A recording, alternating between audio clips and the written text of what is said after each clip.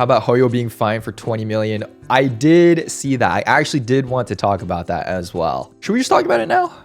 I'm down to go over it. All right, so if you guys did not know, over the weekend, actually, I think this was Friday, Genshin Impact game developer Hoyoverse was fined by the FTC for $20 million for, I quote, deceiving children, teens, and other players into spending hundreds of dollars on prizes they stood little chance of winning. FTC is the Federal Trade Commission, and it's like basically a government agency in America that prevents like unfair, deceptive, and fraudulent, business practices from just different companies and businesses across the United States. This is a good chance. Let's go through this official court case. Well, I guess it's technically not a court case. It's a complaint submitted, and see why it is that the FTC has gone after Hoyoverse and what this means, what's going to change, as well as just okay, I did see a couple things. Some of this looks actually kind of crazy, but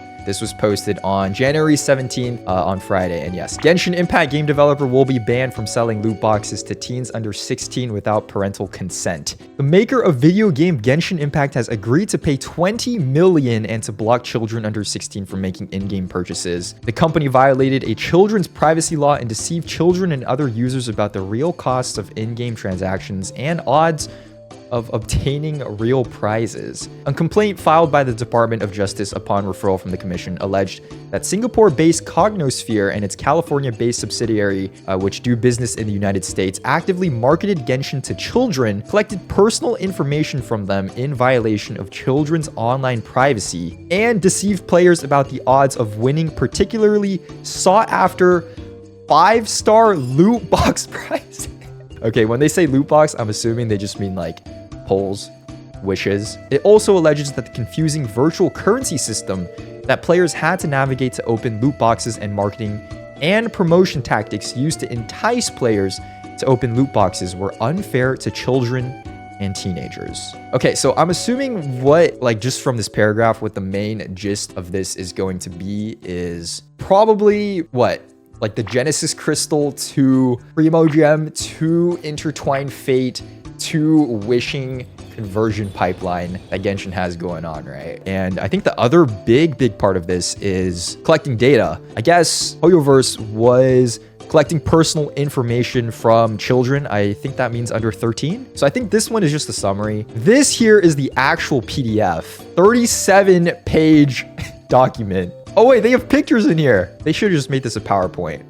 Actually, you know what? They should have just made this a YouTube video. So, okay, this is the summary that we just read through. So we got up to the COPPA rule. Number 5, Genshin Impact, which can be downloaded and played for free, makes money primarily by selling virtual currency within the game that consumers can spend on chances to obtain a prize based on luck. Mystery prizes of this kind that are awarded based on luck and revealed only after the customer has paid to open them are known as loot boxes. Okay, yeah, they're using the term loot boxes as like a very broad definition, kind of like I guess they're specifically called wishes in Genshin, but for the sake of, I guess, this complaint, they are classifying it as a loot box here. But the terminology probably isn't as important as like the actual function of the game. Defendants have also engaged in unfair business practices related to loot box transactions. Unfair business practices. Okay, first, defendants sell players virtual currency that can be used to purchase loot boxes only after engaging. Okay, yes, this is the thing which I was talking about, the multi-tiered system to actually convert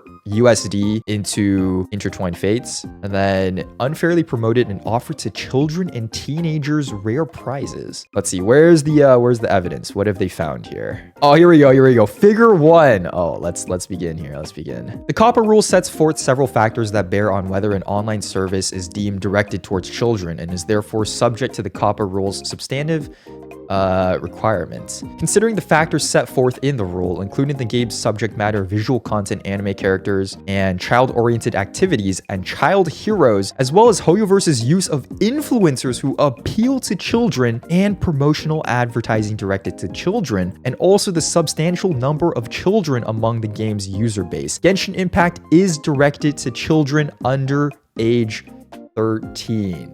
So I suppose the FTC has ruled that, you know, due to all of the advertising, due to all of the actual like stuff in game, they are finding Genshin Impact to be actively targeting children under 13. You did this? What do you mean I did this? I am not included in this, okay? I am not part of this. Genshin Impact's gameplay and subject matter revolve around exploring an open world, role-playing and collecting a team of heroes, and engaging in stylized fantasy combat with no blood or gore, which are mechanics like those in other games popular with children. Officially confirmed by the government, guys. If you play Genshin Impact, you are playing a children's game. Includes visual content that appeals to children, such as anime-style cartoon graphics and colorful animation. For example, during the game, players are accompanied by Paimon, a childlike, non-playable character that serves at the player's guide. Oh my god.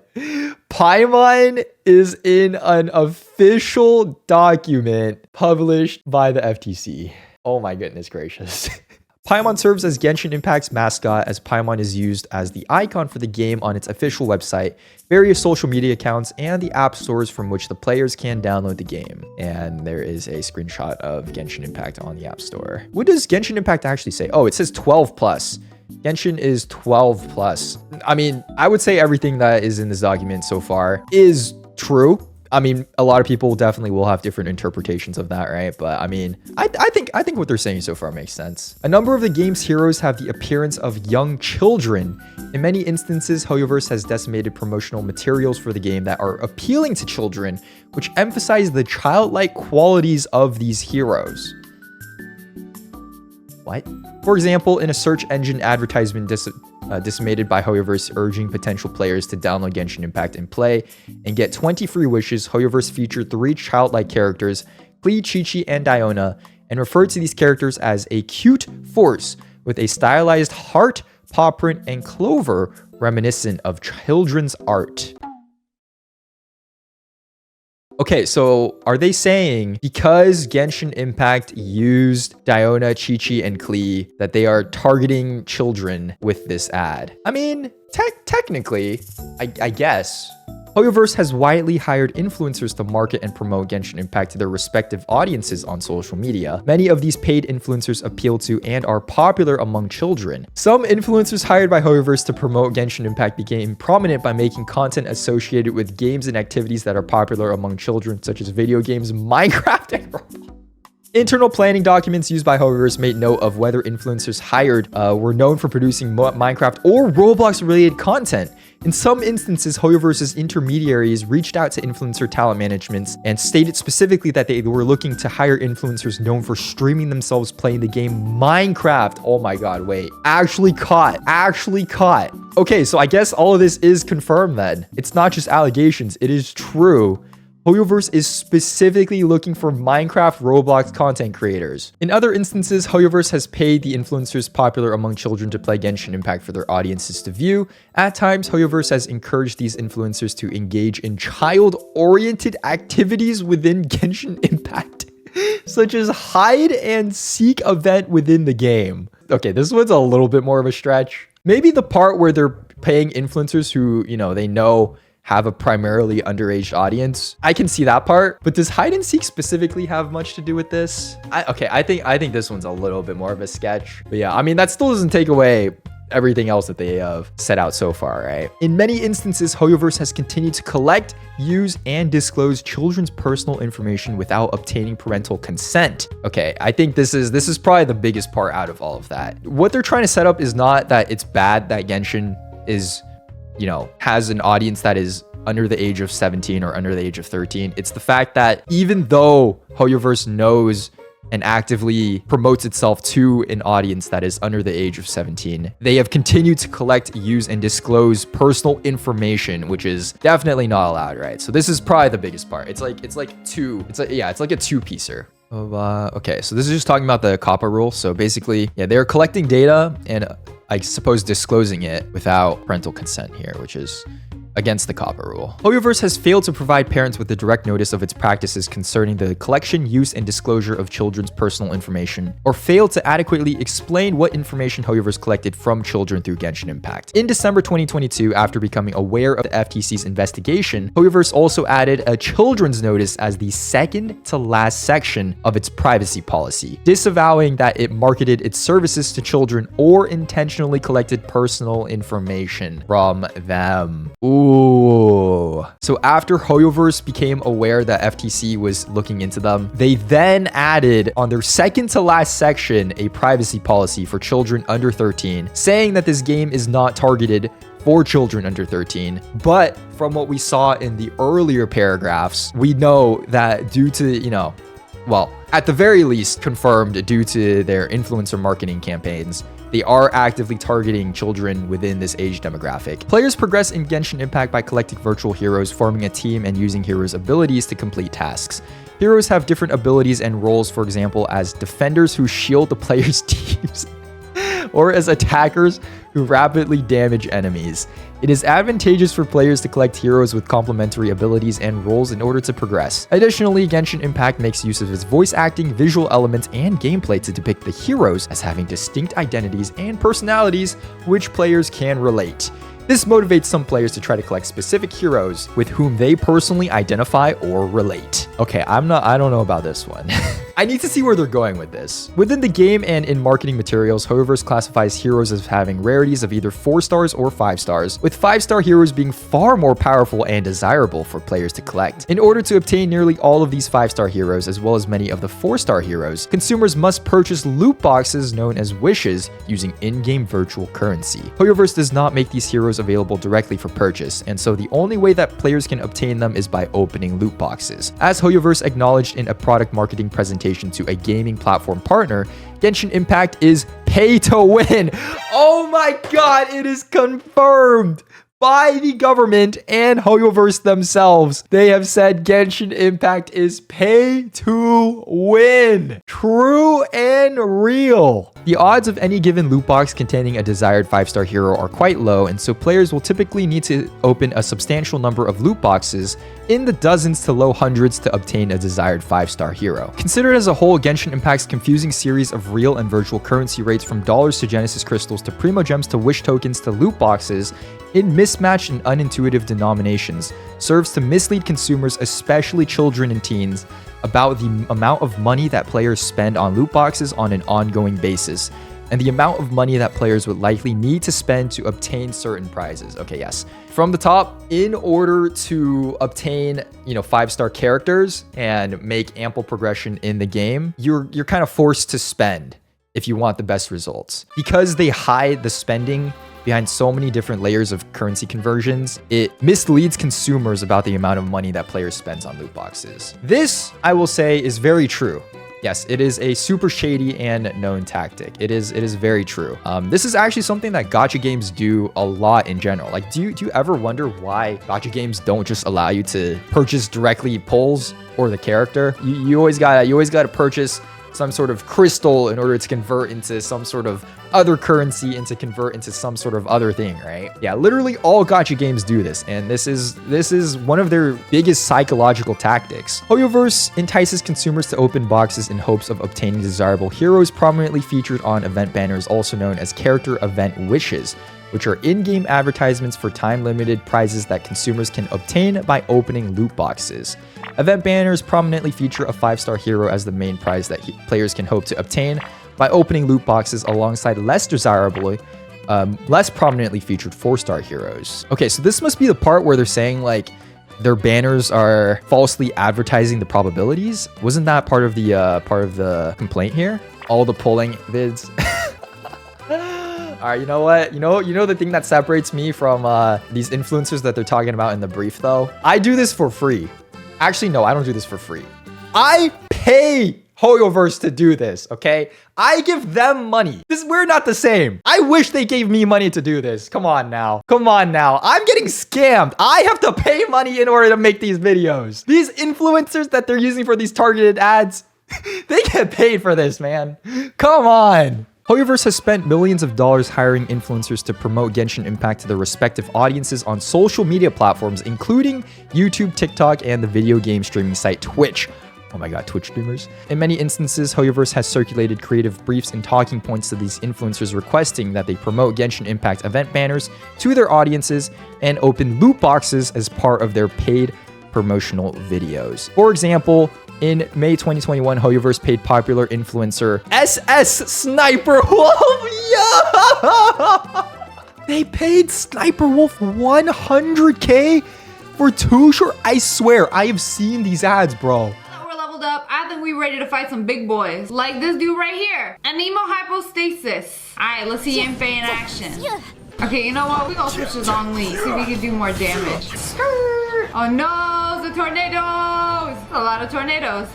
So like, what do I have to do in order to qualify to get paid 6 figures to make a video like that? To be able to make 100K off of those 2 videos.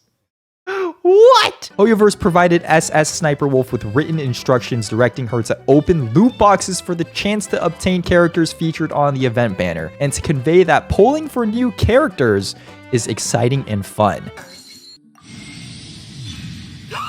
Hoyoverse also instructed SS Sniper Wolf to tout a boosted rate to obtain 5-star hero Zhongli on the event banner. In May 2021, SS Sniper Wolf promotional video was released. It featured a segment in which the influencer opened 12 loot boxes in a row, conveying enthusiasm and excitement as she had been instructed, and won the featured 5-star hero. She remarked, "We are getting way too lucky tonight. I thought we were going to be here all night, but the RNG random number generator bussin'. In reality, the SS Sniper Wolf promotional video was misleadingly edited to depict a fake loot box prize win in a way that would have been impossible in the Genshin Impact game. I mean, yes, that was a very, very bad ad. I will say straight up, that ad was doo-doo, bro. And yes, it was edited in a way that was obviously not realistic. In many instances, Hoyoverse has represented that consumers who open loot boxes corresponding with event banner promotions will receive increased odds of obtaining the 5-star hero on the event banner. For example, social media ads like Figure 10 have touted a huge drop rate boost, and Hoyoverse has instructed influencer promoters to highlight boosted rates or odds if players open loot boxes during the event banner promotion. In reality, the purported boost odds refers to the featured prize being available to obtain at all during the promotional period, while the underlying odds of obtaining the featured prize remains the same. Okay. They're saying Hoyoverse shouldn't be allowed to put huge drop rate boost on the banner when it's not a drop rate boost. They're just the featured character on the banner. Yes, this is very true. In reality, Hoyoverse offers consumers a 0.3% chance of obtaining the specific hero when they open a box. Yeah, that's not very much a huge drop rate boost. And yeah, you can definitely argue that yes, all the information is provided to you in game, but you have to think about it from like a new player's perspective, like the new players that they are targeting with these phrases and these advertisements. Because if someone who's never seen anything of gacha games, if someone's like completely new to games as well in general, you see huge drop rate boost. That's not what you're gonna think, right? And combined with the part confirming that Genshin is specifically targeting under 17 and under 13-year-old children, this is really, really, really misleading. We're at page 27, almost done with this. Let's go. Genshin Impact's multi-tier virtual currency system permeates the design of the game. For example, through prompts urging players to top up their supplies of virtual currency by spending real money, consumers who opt to spend money purchasing virtual currency within the game cannot avoid the multi-tiered system, which requires them to convert the paid virtual currency to other tiers or categories of virtual currency in order to open loot boxes. Children and teenagers whose executive function skills are not yet fully developed are particularly susceptible to these techniques. Oh my. Okay, it's true. It is true. It is true. Yeah, they definitely do prey on these tactics, these psychological tactics and tricks in order to, you know, blur the boundaries a little bit more incentivize you to spend more money. And yeah, that's something every single gacha game does. So, and these penalties are enter a permanent injunction to prevent future violations of the FTC Act and the COPPA rule. Okay, so I guess they'll have to change some things in the game in order to not be in violation of all of these counts here. Award other relief within the court's power to grant and impose civil penalties for each violation of the COPPA rule, and award any additional relief as the court determines to be just and proper. Okay, I suppose that is it. So the fine they were hit with was $20 million. Has Hoyoverse responded? Does anyone know? Oh, here. Cognosphere's statement on US FTC settlement. This was 1-17. Cognosphere, the distributor of Genshin Impact, has reached a settlement agreement with the United States Federal Trade Commission to strengthen and increase transparency around our parental consent and virtual currency practices. Animation-style games and shows are well received by global audiences and players across various ages. Genshin Impact is a popular free-to-play anime-styled game designed for older teens and adults. While we believe many of the FTC's allegations are inaccurate, we agreed to the settlement because we value the trust of our community and share a commitment to transparency for our players. So basically they said, we don't agree with a lot of what you say, but we paid because we value the trust of our community. And yes, I suppose these changes will only going forward be implemented within the United States here. So, what have we learned from this settlement, this case, and what can we expect going forward? Well, first of all, just the response. I definitely do see, and I definitely do think the FTC has somewhat of a case, especially in violation of the COPPA rule, where they're collecting, personal information from children. That's certainly a violation. The other stuff is a little bit more, I guess, not technically illegal. Well, I guess it is illegal if they're mentioning it as like part of the counts, right? But definitely very shady business practices that the FTC is requiring Hoyoverse to change in the game, at least in the United States. The thing you have to keep in mind is these are tactics, business practices, like I've mentioned, that all gacha games use. 10 years ago, it was the mobile game like craze, right? It was like Clash of Clans. It was like Clash Royale and stuff like that. And this new era is just all gacha games. And inherently, gacha games are really extremely predatory and have nefarious business practices to incentivize you to spend more money through microtransactions. Now, is there anything wrong with playing and enjoying gacha games? Absolutely not. I think a lot of these games are made extremely well, and there's a reason why a lot of these games are as popular and have grown globally as huge as they have. But it's always good to keep in mind that these companies are not your friend. These companies operate with one primary goal in mind, and that is to generate revenue, right? And the way they generate revenue is from you, the consumer, by getting you to part with your money in your wallet. Obviously, I think there's been a lot of discourse and debate on the internet, especially Twitter, where people are saying, it is up to the consumer, it is up to the parents, to have some sort of control over their children, to do your due diligence, to, make sure you know exactly what you are getting into. And I agree in a sense.